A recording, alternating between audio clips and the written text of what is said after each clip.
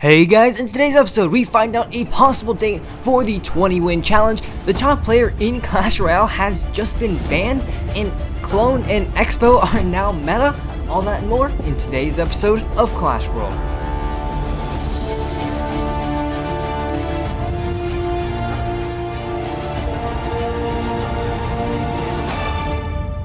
Hey guys, Legendaray here, and welcome back to another episode of Clash World. In this weekly show, we take a look at the most recent announcements from the Clash Royale team, the hottest topics in CR eSports, as well as what's going on in the community. Then, we'll finish up the episode by breaking down the meta and featuring my off-meta deck of the week. If you're enjoying Clash Worlds, then please leave a like, subscribe, and hit that bell to get notified of every new video that comes out. Also, go check me out on Twitter. I'm pretty active on there now, so a link to it will be in the description. And with that out of the way, let's get right into the first section. New in the arena. New in the arena is where we find out about what the Supercell team has been up to this past week. This week, March 8th, was International Women's Day, and to celebrate this occasion, Clash Royale released a 15-win Women's Draft Challenge, where you can win 3 legendary trade tokens as well as a ton of other legendary cards. Honestly, super nice challenge, and keep up the good work. Next up, we have a bit more of a controversial topic that has been going on this week. Now, a few other YouTubers have already covered this already, so I'll try and sum it up relatively quickly. So basically, Unstoppable CR tweeted out this tweet, taking $40 for guaranteed 20 wins in the upcoming 20-win challenge, at which Clash Royale suddenly retweets saying, "This is not cool. If you do this, your accounts and any accounts you boost will get banned." Ouch, but honestly, it's not exactly his fault. Clash Royale has been ignoring this whole account sharing issue for 3 whole years, and now they just suddenly decide to act on it? In fact, Clash Royale followed up with a tweet saying, "One of our priorities this year is to ensure fair play for everyone in Clash Royale. One area we're hoping to focus on is account sharing." This caused quite a bit of conflict in the community. Saint Belican, for example, asked, "Why don't you ban for max account sharing on ladder? You want to be consistent or just cherry pick because we wouldn't want to hurt Nova and instead hurt the little guy paying for college?" At which Clash Royale replied, "We do. Each season, the top leaderboard accounts are checked. We ban those who have been account sharing. Nearly all are clean, while others get anything from a 2-day to a 3-month to a permaban." Now, this led to Clash Royale actually taking action against top ladder players, with accounts such as Octay being banned for account sharing. Here's Octay's response. "Big thanks to Juanma RP14 for finishing #1 on ladder last season on my account. You're incredible. Another thanks to Clash Royale for applying the terms of services fairly. Hopefully this will start a fair environment for all. I'm not sad or angry, I support your decision." Honestly, really mature response from it. But wow, that is a lot of information to process. And although I like the effort that Clash Royale is making towards fair play, I do think that it was a bit drastic really quickly. Let me know what you think about this situation in the comments below. Should they permaban all account sharers right now? Or should they have just maybe given out temporary bans to warn them? Next up, the Rumham posted another design blog. This one talking about how they playtest new ideas in the game. Basically, to test a new feature, card, or balance, Clash Royale has in the past tried 4 different approaches. Number 1, use creators to sanity check balances. I think this one's pretty obvious. Many creators have access to the dev build and obviously have early access to balances and some new features. Number 2, using pros to playtest. Now, while this seems like a really great idea and has been tested before, it does come with quite a few problems, mainly due to time issues. Pros have lots of things to attend to, may that be practicing Clash Royale or balancing Clash Royale with school or even a career. It basically ends up with only a few games that are actually played between pros, which really isn't enough to determine the viability of a feature or change. Number 3, Clash Royale League Pro players. Another idea that the Clash team has had is testing with CRL pros. More specifically, one player from each CRL team would join a playtesting team to test balances and features, but this leads to a much higher chance for leaks, and most pros would just read the features instead of playing them, as they have seen time and time again in the past. Number 4, external playtesters. This, according to Supercell, is their current and by far most successful method. Quote, "Our partner company uses playtest groups of hired players to cross a wide range of trophy counts. They have various groups all test the upcoming changes. This is a full-time job for those testers, so we can be more iterative. If something is too strong, we can release a new build and testing resumes immediately." In fact, this team was the one that helped immensely with the Royal Giant rework, which was actually really successful. So there we go. 4 ways and the most current way that Supercell tests their updates. I honestly do appreciate this new transparency between the team and the community, and it really makes the community feel like that they have a say in the game's direction, and the game also gains valuable feedback on possible features and updates that come in the future. Now that's going to do it for New in the Arena. It's time to check out the eSports update. The eSports update is a segment where we take a look at the new and rising pro players as well as recent eSports competitions. First things first, the 20-win challenge has been confirmed. According to this post on the Clash Royale WeChat app, they say here that the 20-win challenge is coming. As to the date that the challenge starts, the previous 20-win challenges have lasted about 5 days. And since CRL Spring in Asia starts on March 22nd, it's pretty safe to assume that the challenge starts around March 15th.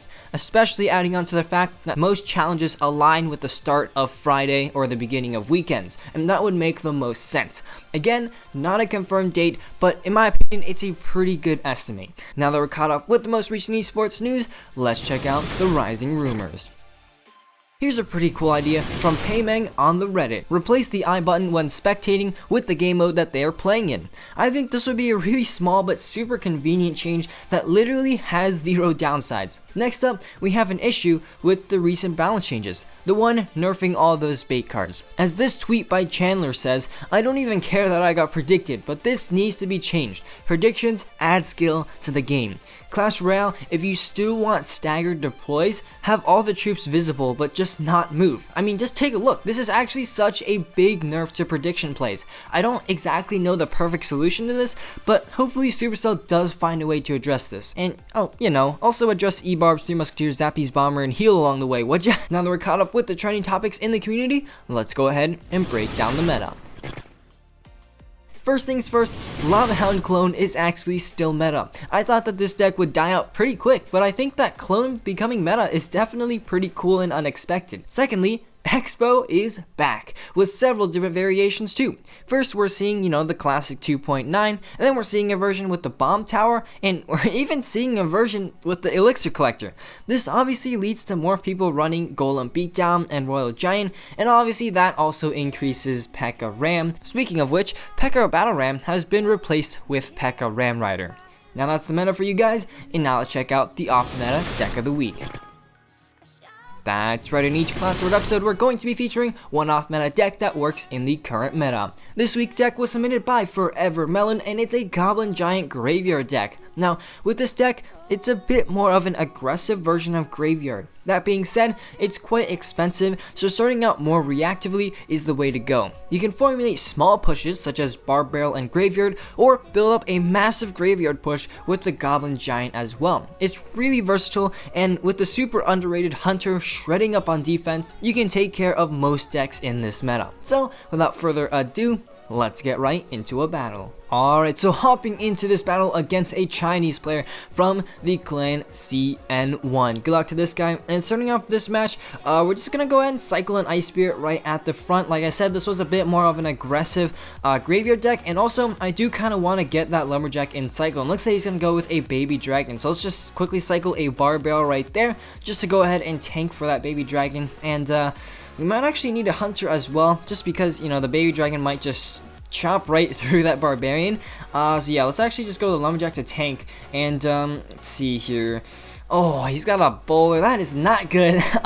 So let's just go ahead and go with a Goblin Giant. And let's actually place the Goblin Giant right there, so hopefully it'll the tower can lock on to the bowler. And let's see here. Actually, that Goblin Giant's walking really fast. I should have just played the Goblin Giant in the back. The tower is not gonna lock on, so unfortunately not the best play on my part. But here, let's see here. Let's just go and get a poison onto the Ice Wizard and that stuff right there. Let's go and get a Hunter onto the Graveyard. Hunter actually does surprisingly well against Graveyard, but let's actually just go with a Barb Barrel as well, just to make sure we don't take too much damage from the graveyard. So there we go. He does have like about 100 damage lead at this point, but we should be just fine. And here I think we're about even in elixir as well. That was a relatively successful defense, and let's actually just go in with a really quick graveyard push right here. Go and follow with an ice spirit, right? Oh my god. Okay, never mind. That predictive bar barrel, I mean, I don't know if that was predictive, but yeah, he does go with the bar barrel. Unfortunately, he takes care of our ice spirit, so not exactly the best start. And now he also has a baby dragon right there. So here, I'm just gonna go with a goblin giant that'll go ahead and tank for that baby dragon, and the spirit goblins in the back will, you know, help take care of that baby dragon as well. Goblin Giant's actually so effective on defense, and here we're gonna actually just go in with another poison. Poison will take care of the ice wizard and that bowler, and we can just get ready for another graveyard defense. Obviously, we have a lot of graveyard counters, so we don't really have to worry too much. So here, Hunter down, DPS down, that Mega Minion, Lumberjack with its super fast like hit speed will definitely do really well against the graveyard. And let's see here. Okay, we're gonna go ahead and go with a bar barrel and another graveyard to go ahead and onto that tower. So let's see here, he's gonna go with the baby dragon. Let's go with that poison right there, and let's see, the lumberjack's gonna die, and that's gonna release the rage. So we got a few rage skeletons hopefully to get a couple of hits onto the tower. And here, goblin giant down to go ahead and counter the graveyard. Let's go in with an ice spirit right there, and oh no, this is not good, guys. Okay, 20 seconds left. This tower is definitely going down, so we're gonna have to go all in on this push. We got a goblin giant, we got a lumberjack, so I just don't see him stopping this push actually, so I think this tower is going to be going down. Goblin Giant connects onto the tower. Let's go in right here with a poison right there. Let's go in as well with a giant snowball. Come on, that tower's going down. There we go. And looks like it's going to be a 2-tower game. So here's going to go in. Let's go with the Goblin Giant. Oh no, he's got a bowler. That's not good at all. Let's see here. Try to get a lumberjack as fast as we can, try and DPS that down, but that graveyard's doing so much damage. Oh my gosh. Okay, I have to be ready for that next time. But anyways, on this counter push, let's go with that graveyard right there. The rage spell is gonna go ahead and rage up the goblin giant and the graveyard. Let's get a giant snowball onto that stuff right there, taking out the ice wizard, and he's gonna force out a NATO. And yeah, we're gonna take his tower down to 1729. So here, he's probably gonna go with that same graveyard push. So let's go ahead and go with the goblin giant in the back, predicting the graveyard. And here we go. Let's go with the hunter right onto that. Boom, get absolutely red right there. That bowler is going to get absolutely destroyed by that hunter. And there we go. Unfortunately, we are taking a ton of damage from this graveyard, but I think this is going to be game because we're going to have a massive graveyard push. Let's go with the graveyard. Let's go with a lumberjack right there. I don't see him stopping this push at all. Let's go with that poison spell right there, and lumberjack dies. Everything's raged up. That's going to be GG. Well played. Really close game, but as you can see, that goblin giant coming in super duper clutch and taking that tower down. So there we go, guys. That was the off meta deck of the week. I definitely recommend you guys give this deck a try. Graveyard's a really underrated card in this current meta, and it really can catch your opponents off guard, especially with all of the fireball running around. If you want to submit your own deck to be featured, feel free to leave it in the comment section below. But unfortunately, guys, that's all I got time for in today's episode. If you enjoyed, please leave a like down below as well as a subscription to my channel. And as always, this is Legendaray, and I'm signing off. See you guys next time.